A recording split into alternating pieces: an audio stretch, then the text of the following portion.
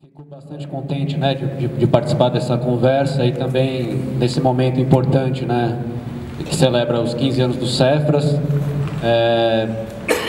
Das poucas oportunidades que eu tive, né, de conversar com pessoas que trabalham no Cefra, de travar contato com a prática do Cefras, me parece uma prática bastante verdadeira, bastante consistente e que lida com questões muito importantes e muito urgentes, né? Me parece que a gente vive um processo, uma conjuntura que é marcada por uma importante derrota política, uma importante derrota que veio, na verdade, travestida de vitória, né? Acho que uma série de forças sociais, de organizações, de lutas convergiram para um determinado projeto, um projeto que agora está fazendo água, né? E que a gente se vê forçado a fazer uma leitura crítica e autocrítica desse processo, né? Se ver como parte dele, refletir, acho que seriamente e radicalmente sobre ele, e a gente é obrigado também a dar um passo atrás, me parece. Essa é uma provocação que eu gostaria de fazer, né? Me parece que a gente está dentro de uma conjuntura profundamente conservadora, né? E violenta. Nós temos que fazer uma reconstrução política.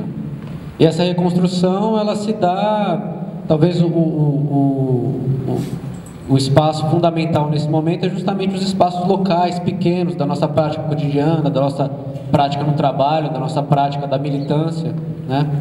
E me parece que, eu imagino, né, eu tenho certeza, na verdade, que uma série de ações do Cefras, acho que podem ser muito ricas para essa reflexão. A partir da década de 70, né, em vários países do mundo, existe uma série de processos históricos, políticos e econômicos que inauguram, né, uma nova fase do desenvolvimento capitalista, né?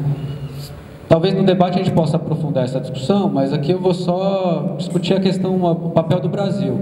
Me parece que há uma atualização dentro desse contexto, que se consolida na década de 90, de uma posição subalterna do Brasil dentro dessa ordem aí mundial. Nós sabemos, né, e tem aí textos clássicos muito importantes que descreveram isso de maneira muito acurada, né, que o Brasil, desde o processo de invasão, né, portuguesa, de expropriação colonial, ele assume um papel de produção, né, de riquezas, no geral sempre riquezas únicas, voltadas para a exportação, né, aos tais dos ciclos, aquilo que o Caio Prado falava dos sentidos da colonização, né, o ciclo do pau-brasil, o ciclo dos minérios, do ouro, o ciclo da cana, o ciclo do café. No século XX, o Brasil ele se consolida como uma plataforma de expoliação dentro desse jogo de exploração, dentro desse jogo internacional, com bases industriais, né? Desde o início lá logo na Primeira Guerra Mundial, começa uma coisa que os economistas chamam de programa de substituição de importações, e que se começa a construir um parque industrial brasileiro, né? Que se aproveita de uma mão de obra barata, com poucos direitos, né? Com uma legislação permissiva, e que vira um espaço de exploração, né, de base industrial. Na década de 90, se consolida um outro padrão, né, de expropriação, né, um outro papel do Brasil. Ele se consolida como um papel de uma plataforma de valorização financeira. Ele está sustentado também no aumento da exploração do trabalho, no aumento das práticas, né, de expoliação. Então, inclusive o ar, a água tem que se tornar mercadorias, o patrimônio genético, tudo mais. Isso no Brasil, esse ímpeto foi refreado na década de 90, enquanto ele estava se consolidando em vários países, porque aqui a gente vivia uma conjuntura específica. Havia uma série de organizações de lutas sociais que acabaram refreando esse processo. Era um momento em que muitas forças políticas e sociais se articularam na luta contra a ditadura, né? Consolidaram inclusive um projeto que costuma ser chamado de um projeto democrático popular, né? Só que esse projeto ele sofre uma derrota importante, né, no final da década de 80, sobretudo com a derrota do Lula nas eleições presidenciais, né? Isso é tomado como um choque, e se afirma, né, o neoliberalismo no Brasil com umas características que, como em todo o mundo, estavam fadadas a dar em crises, em incremento da desigualdade, incremento da exploração. O Brasil ele acaba sendo inserido no neoliberalismo da seguinte maneira: você tem o processo de estabilização monetária, você tem o aumento da taxa de juros, né, às alturas, você tem um câmbio, né, a moeda brasileira sobrevalorizada. E o que isso significa? Esse economia significa? Significa que o cara podia, um especulador, podia te pegar dinheiro emprestado a 0% no Japão e podia ganhar 20% de rendimento aqui no Brasil sem nenhum tipo de risco, investindo, por exemplo, em títulos da dívida pública. E como essa dinâmica econômica ela sustentava?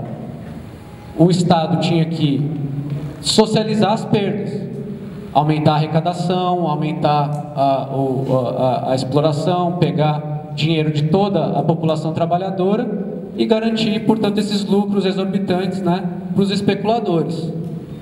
É uma dinâmica que ela não podia sustentar. E essa dinâmica ela impera, né, em grande medida, a partir da década de 90 até os dias de hoje, né, com algumas nuances. E, evidentemente, se trata de um processo que é um processo global, não é um processo só no Brasil, né? É um processo que então, nós estamos falando de um movimento histórico muito potente, muito poderoso, né? Que se instaura aqui e, inclusive, converte, e essa é uma tese polêmica, converte esse projeto democrático popular também em um gestor dessas políticas neoliberais. No Brasil, na década de 90, parece que a ênfase recai sobre a repressão, né? Só que, na medida em que as contradições desse modelo elas iam se revelando, os antagonismos iam se acirrando, né? Esse modelo entra em crises econômicas e políticas. E aquelas forças, né, que se articularam em torno desse projeto democrático popular, elas acabam ascendendo, né, ao poder, mas como na condição de gestores desse modelo, né? Acho que todos nós aqui lembramos, né, hoje nós estamos impactados, né, logo depois da eleição da segunda eleição da Dilma, quando se faz esse tal do ajuste fiscal, quando se implementa a questão da terceirização irrestrita, quando se chama Cátia Abreu para o Ministério da Agricultura, Kassab para o Ministério das Cidades e assim por diante, né? Acho que todo mundo aqui se lembra, quando entrou o Lula, aconteceu um processo muito parecido, né? Ele teve que propor um programa, né, aquela carta ao povo brasileiro, um programa de conciliação de classes, né? E ele acaba fazendo isso, aumenta pra caramba os juros, aumenta o superávit primário, que é o dinheiro que é entregue aos bancos, né, aos especuladores. Então, é forçado, né, a beijar a cruz e a ser mais realista que o rei, né? O que acontece é que ele acaba enfrentando um momento, uma conjuntura econômica muito favorável. O Brasil, ao mesmo tempo que virou essa plataforma de exploração financeira, também se concentrou, novamente reiterou a sua vocação, né, primária exportadora. Minério de ferro, soja, cana. E na década de 2000, esses produtos que o Brasil produzia e que levou, né, essa dinâmica levou a um sucateamento de boa parte da sua indústria, né, ficou concentrado nesses produtos mais do que triplicaram seu preço. Então isso deu um fôlego econômico muito grande para o governo. Conseguiu fazer uma política importante de elevação do salário mínimo, que é, de fato, uma política verdadeiramente distributiva. Conseguiu criar políticas focalizadas, que são políticas neoliberais, mas políticas de grande extensão, como uma Bolsa Família, que é uma política que atinge uma parcela importante da população miserável e que, portanto, tem um papel muito importante, né, diminuir a miséria, né? Mas não de nenhum modo, né, essa é a minha proposta, ataca as bases dessa dinâmica social opressiva, exploradora. E não é à toa que essas características neoliberais elas têm continuidade e se acirram, né? Não é à toa que o governo alimenta o processo de encarceramento em massa, não refreia, né, o processo de genocídio, né, da população negra e sobretudo negra e pobre. Não é à toa que se aumentam os conflitos agrários, não é à toa que se diminui, por exemplo, a expropriação de terras sem uso social, não é à toa que se acirram os conflitos, né, contra os povos originários, contra as comunidades quilombolas. Então, uma série de determinações ela se mantém, não se ataca as bases dessa dinâmica. E quando o PT dá uma guinada pragmática, né, uma guinada eleitoral, ele acaba tendo que, na medida em que ele se volta, né, para a ideia de conquistar o Estado e, a partir do Estado, promover as mudanças sociais, sem questionar realmente o caráter antagônico desse processo e a correlação de força para isso, né, ele acaba tendo que minar o protagonismo social, que inclusive foi, na verdade, foi o que o criou.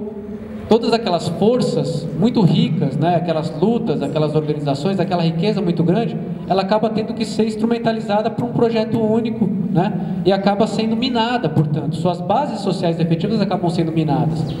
Me parece que o que se coloca hoje para nós como questão muito importante é pensar como fazer uma construção política organizativa que coloque em primeiro ponto o protagonismo popular, que se coloque um tipo de projeto que não seja um projeto que se estrutura sobre bases eminentemente monetárias, que não se constitua sobre bases eminentemente burocráticas, aquela cisão entre dirigentes e base, que não se coloque num caráter eminentemente assistencialista. Nesse sentido, me parece, né, dessa perspectiva mais cotidiana, mais consistente, que a prática do Cefras, por exemplo, com migrantes, com abrigados, com encarcerados, parece que deve, nesse sentido, esse tipo de experiência pode ter uma importância conjuntural muito grande, né? É da multiplicação de experiências que se baseiem, né, na solidariedade, na igualdade, né, no protagonismo social, é que talvez a gente possa propor um projeto alternativo, né? Essa conjuntura conservadora, ela também é repleta de contradições, ela também vai se esgotar. Essa utopia do capital de sugar tudo sem qualquer limite, ela também tem um limite histórico. Ela também vai produzir antagonismos e ela vai chegar a seu termo.